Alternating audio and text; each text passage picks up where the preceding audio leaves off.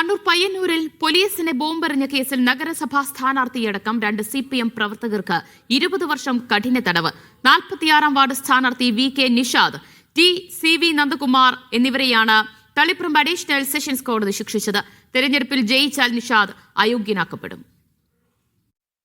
2012 August 1 അരിയിൽ ഷുക്കൂർ കേസിൽ P. Jayarajan arrest ചെയ്യപ്പെട്ടതിന് പിന്നാലെ പയ്യന്നൂരിൽ വെച്ച് പോലീസിന് നേരെ ബോംബെറിഞ്ഞ കേസിലാണ് നിഷാദിനെയും നന്ദകുമാറിനെയും തടവിന് ശിക്ഷിച്ചത്.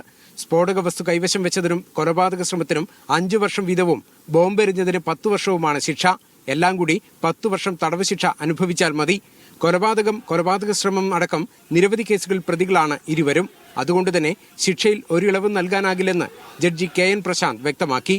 വിധിക്ക് ശേഷം കണ്ണൂർ സെൻട്രൽ ജയിലിലേക്ക് മാറ്റുന്നതിനിടെ പ്രതികൾക്ക് അഭിവാദ്യം അർപ്പിച്ച് CPM പ്രവർത്തകർ മുദ്രാവാക്യം മുഴക്കി.